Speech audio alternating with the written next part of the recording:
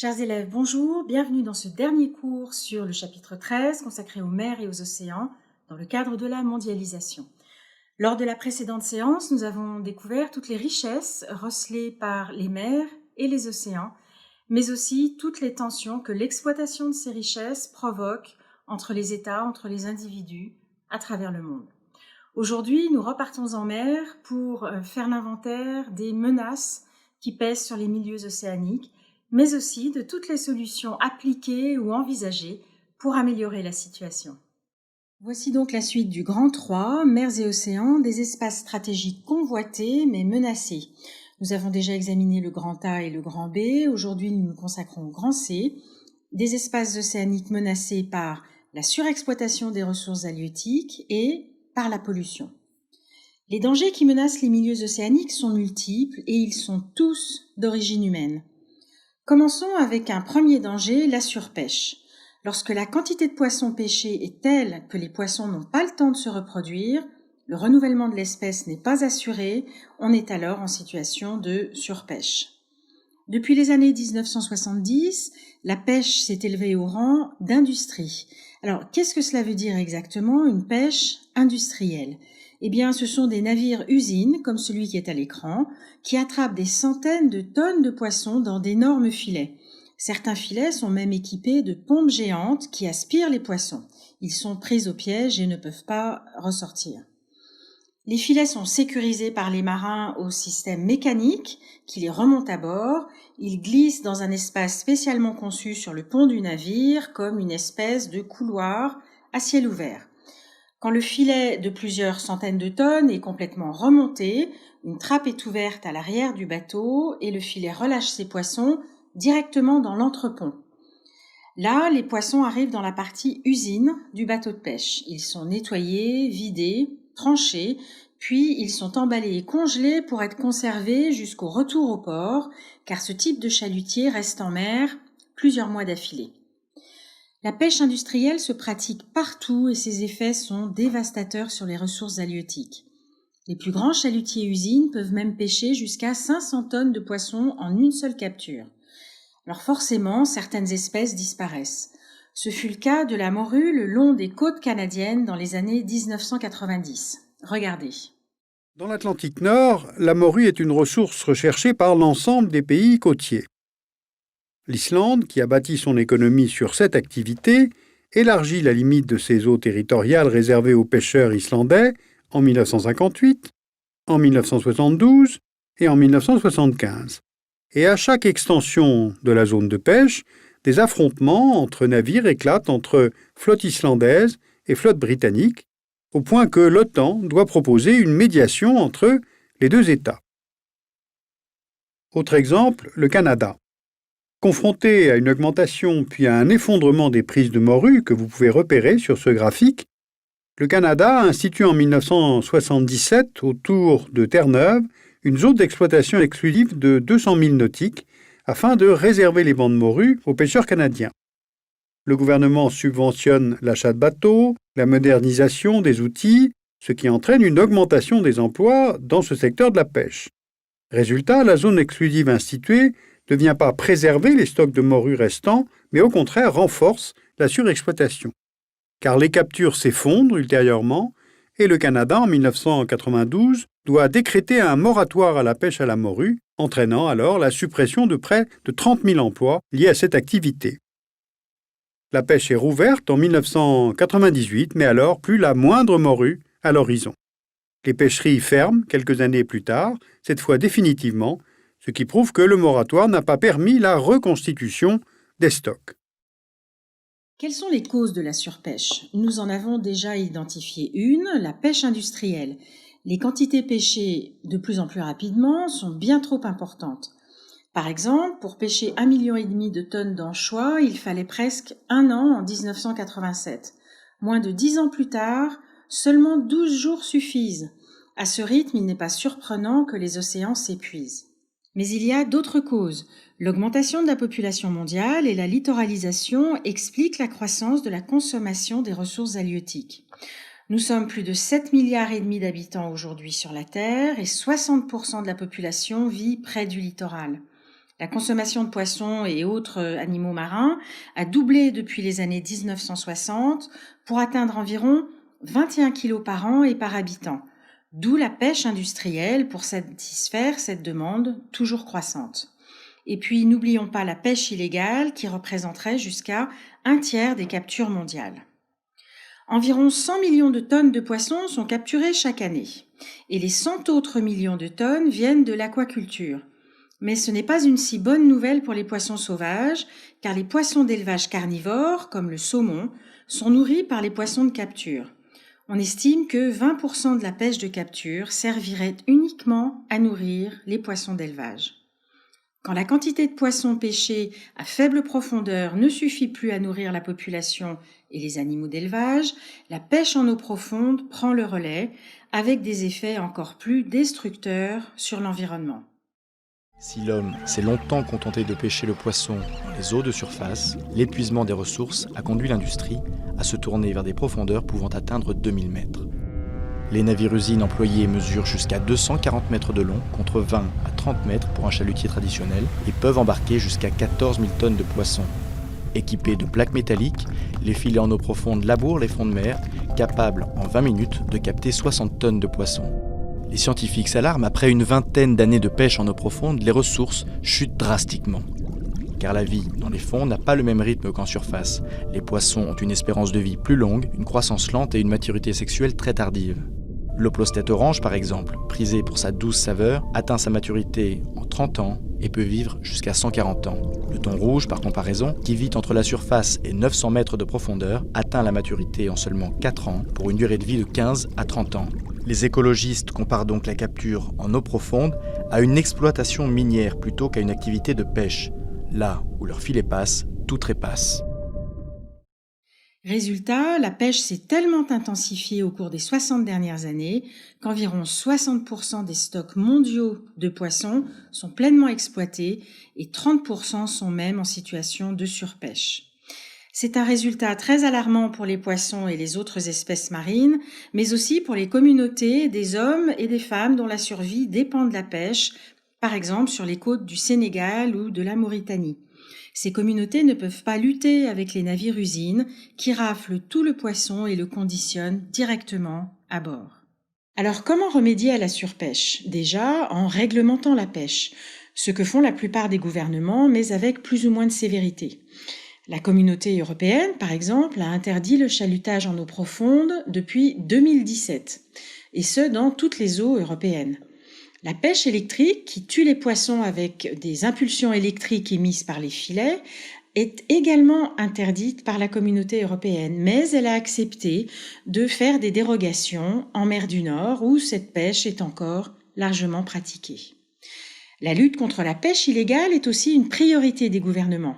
En octobre dernier, par exemple, la France a mené une grande opération en Guyane avec intervention de plusieurs navires et d'un hélicoptère de l'armée pour traquer les pêcheurs illégaux. Plusieurs tonnes de poissons ont été saisies et une trentaine de pêcheurs reconduits à la frontière maritime bien sûr. Les scientifiques et les associations qui se battent pour la protection de l'environnement surveillent activement les bancs de poissons et la reproduction des espèces. Mais les océans sont vastes et la tâche est très difficile. Alors, l'information des consommateurs joue un rôle très important. Des labels sont créés pour mettre en avant les espèces de poissons non menacées et des campagnes de communication alertent régulièrement les consommateurs sur les espèces en danger. Une deuxième menace pèse très lourdement sur les milieux océaniques. C'est celle de la pollution, ou plutôt des pollutions, car elles sont multiples. Souvenez-vous, environ 50 000 bateaux naviguent chaque jour sur les mers du globe. Toute cette circulation émet de grandes quantités de gaz carbonique, le CO2, dans l'atmosphère. L'infographie de gauche indique que les émissions en CO2 du trafic maritime sont comparables à celles d'un pays et même supérieures à celles, par exemple, de la Belgique ou de la République tchèque. Une partie du CO2 est absorbée par les océans, ce qui les rend plus acides et met en danger les coquillages, les récifs, le plancton et finalement toute la chaîne alimentaire des mers. De plus, le CO2 contribue au réchauffement climatique qui, à son tour, réchauffe les océans. C'est donc une double peine pour tout l'écosystème marin. Et pour nous aussi, car les océans régulent le climat. Ce sont des régulateurs climatiques. Les grands courants océaniques évacuent la chaleur des régions équatoriales vers les pôles et ramènent du froid des pôles vers l'équateur pour rééquilibrer un petit peu ces grandes variations de température. Autre pollution liée au trafic maritime, certains bateaux nettoient leurs soutes, leurs grands réservoirs si vous voulez, et jettent les eaux polluées d'hydrocarbures dans la mer. Cela s'appelle le dégazage et c'est absolument interdit. Mais comme cela coûte moins cher que de nettoyer les soutes dans les ports, certains navires le font quand même. Et puis d'autres navires ont malheureusement des accidents, même s'ils sont rares. Des conteneurs tombent à l'eau, se répandent en mer et polluent l'eau et les plages. Mais surtout, quand le pétrole d'un tanker accidenté s'échappe dans l'océan, alors le risque de marée noire est redouté par tous les pays du monde. Un des drames qui a vraiment marqué les populations européennes, c'est celui de l'accident du supertanker Amoco Cadiz, qui s'est cassé en deux au large des côtes bretonnes en 1978. Cet accident a provoqué la plus terrible marée noire et catastrophe écologique jamais connue en Europe. 200 000 tonnes de pétrole brut se sont déversées dans la mer. Les côtes bretonnes, la faune et la flore ont mis des années à s'en remettre. Mais regardez aussi les images d'un accident plus récent en mer de Chine, au large du premier port mondial, le port de Shanghai.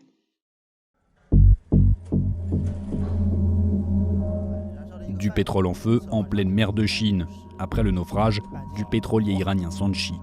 Chargé de 136 000 tonnes d'hydrocarbures, il a brûlé pendant près d'une semaine avant de sombrer. Mais les autorités ont prévenu, d'énormes nappes de pétrole se dirigent désormais vers le nord. Certaines mesurent plus de 18 km de long. Les experts redoutent une catastrophe écologique. Le pétrole contient des matériaux toxiques qui feront des dégâts sur la faune et sur la flore marine. En plus de son chargement d'hydrocarbures, le navire pourrait libérer les 1000 tonnes de mazout de son propre réservoir. Or, le mazout est le pétrole le plus nocif pour les organismes marins. Déjà très pollué, le riche écosystème de la mer de Chine orientale est donc sérieusement menacé. Les plateformes pétrolières offshore sont une autre source potentielle de pollution. Lorsqu'elles sont laissées à l'abandon en haute mer, après usage, elles libèrent des substances toxiques très polluantes pour les espaces océaniques. Et quand un accident survient, il peut provoquer une marée noire, malgré les dispositifs de sécurité qui doivent pouvoir boucher en quelques minutes les puits de forage. Vous avez vu des images des plateformes offshore dans le golfe du Mexique. Regardez ce qui s'est passé là-bas en 2010. C'est un nouveau drame dans le golfe du Mexique. 11 personnes sont portées disparues après l'explosion et l'incendie d'une plateforme pétrolière offshore. L'explosion s'est produite sur l'unité mobile de forage offshore Deepwater Horizon, où travaillent 126 personnes. Une fuite est survenue au niveau du coffrage en ciment, conçu pour sceller le puits avant le déplacement de la plateforme. Sous la pression, une remontée de gaz et de pétrole s'est enflammée à la surface de la structure de forage. Après 2 jours d'incendie, la Deepwater Horizon sombre. Les 11 techniciens portés disparus sont déclarés morts. Durant les semaines et les mois qui suivent l'explosion de la plateforme, 60 000 barils de pétrole par jour s'échappent dans les eaux du Golfe. Les ingénieurs ne parviennent pas à colmater la fuite, car la pression est énorme et la tête de puits est située à 1500 mètres de profondeur. Le puits est enfin cimenté 87 jours après l'explosion. Près de 5 millions de barils de brut se sont échappés. C'est la pire catastrophe écologique jamais survenue dans le golfe du Mexique. La seule conséquence un peu positive de ces catastrophes, c'est qu'elles sont suivies par un renforcement des règles de sécurité de manière à ce qu'elles ne se produisent plus. Ce n'est malheureusement pas le cas en ce qui concerne la pollution marine liée aux déchets. La littoralisation accroît l'accumulation des ordures en tout genre sur le littoral avant qu'elles se déversent en mer. 80% des déchets proviennent en effet de la terre ferme. Les déchets en plastique flottent sur toutes les mers et tous les océans du monde. Ceux que l'on voit ne sont que la partie émergée d'une pollution colossale, car la plupart des plastiques finissent par se fractionner en microparticules invisibles à l'œil nu lorsqu'on navigue sur un océan. Écoutez ce que raconte cette journaliste sur son expédition scientifique dans l'océan Pacifique en 2018 et regardez ce que devient le plastique une fois en mer. J'ai embarqué sur la goélette scientifique Tara pour traverser le gir de plastique du Pacifique Nord entre les îles Hawaï et les côtes californiennes, qu'on appelle par un abus de langage la grande poubelle du Pacifique ou le continent de plastique. Une expression qui n'est pas du tout appropriée parce que effectivement c'est très grand et c'est grand comme un continent au niveau de la taille, mais c'est absolument pas un endroit sur lequel on peut marcher, c'est pas un agrégat de plastique solide et dense. En fait on ne voit pas grand chose, c'est simplement une concentration dans l'eau et il serait vraiment beaucoup plus approprié d'appeler cet endroit la soupe de plastique.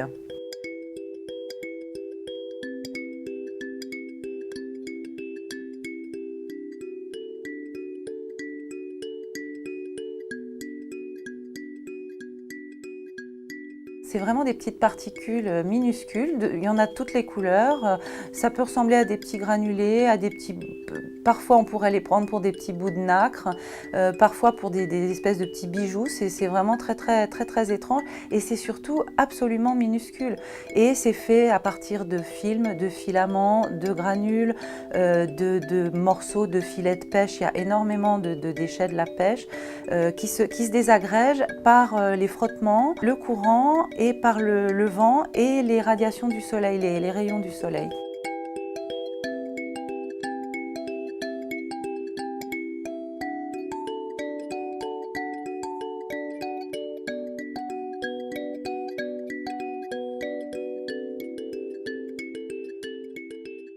On laissait traîner 2 cannes à pêche comme ça en se disant que si on attrapait du poisson, on pourrait améliorer l'ordinaire et le manger. Et on a pêché une très belle dorade coryphène une fois.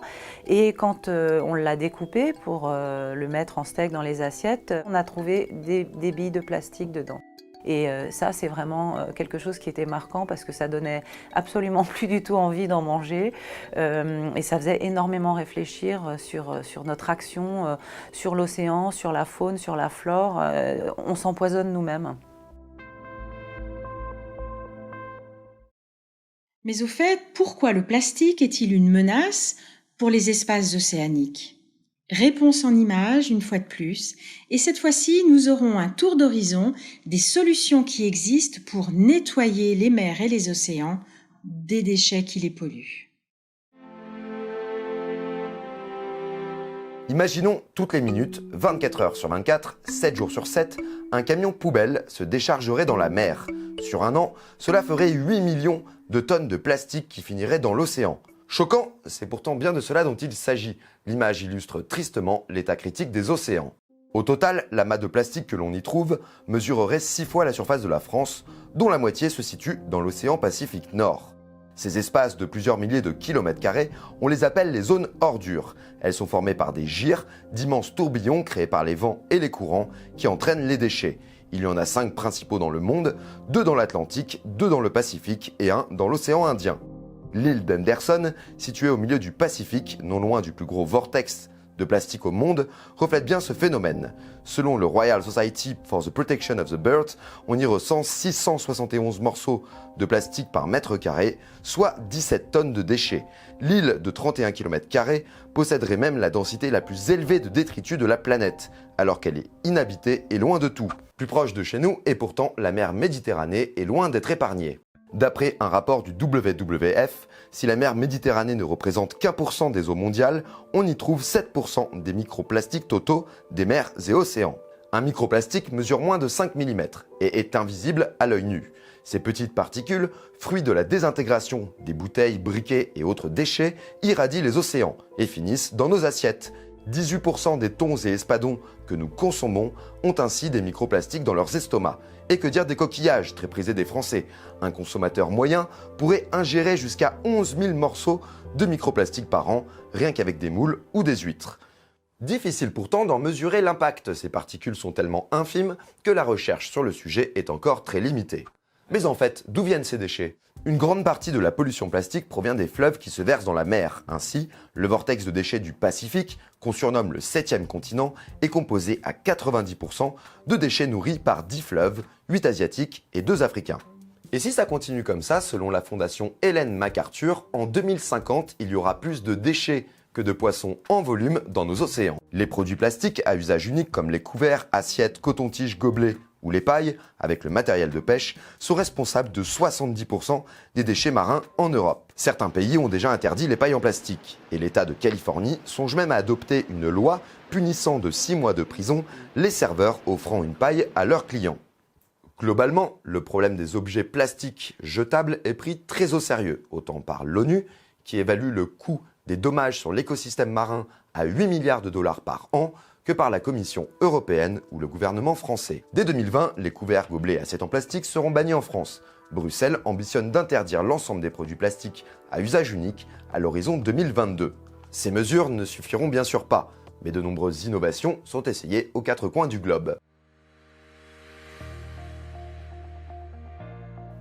Immense barrière flottante destinée à nettoyer les vortex de déchets sans gêner la vie aquatique. Mise à l'eau septembre prochain dans le Pacifique Nord. Objectif, nettoyer 50% du gisement, soit 70 000 tonnes de déchets en 10 ans. Aspirateur aquatique à déchets, ce conteneur qui se maintient à la surface de l'eau est équipé d'un sac en fibre naturelle et fonctionne sur le même principe qu'un écumeur de piscine. Déjà commercialisé dans les ports uniquement. L'objectif est de nettoyer 1,5 kg de déchets par jour et par conteneur.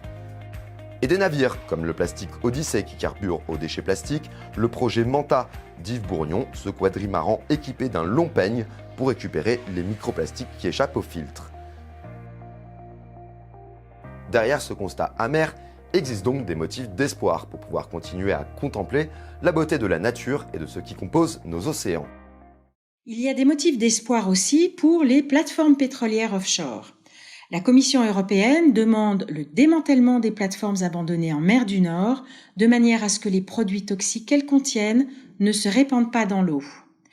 D'autre part, des architectes et des visionnaires du futur imaginent des solutions qui transformeraient les plateformes en lieux de vie écologiques.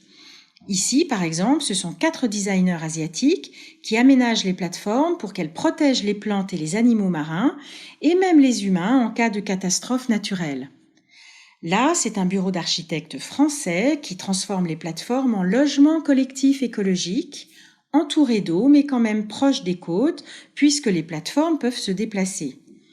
Le point commun de tous ces projets, un peu farfelus mais quand même intéressants, c'est qu'ils respectent toujours l'environnement océanique et utilisent des énergies renouvelables pour fonctionner.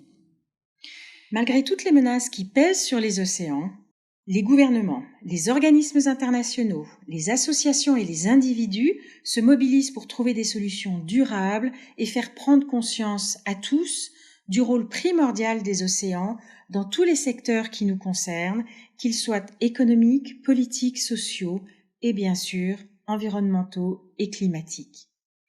Nous terminons ce chapitre sur cette note un peu plus positive malgré toutes ces menaces qui pèsent sur les océans. Je vous laisse recopier la trace écrite et découvrir le travail à faire pour la semaine prochaine. C'est essentiellement une auto-évaluation de vos connaissances sur le chapitre 13, faite par oral. Par écrit, vous n'aurez qu'une carte mentale à compléter sur votre cahier. Ce travail à faire est également indiqué dans le cahier de texte d'École Directe. Nous nous retrouvons la semaine prochaine. D'ici là, portez-vous bien, travaillez bien et merci de votre attention.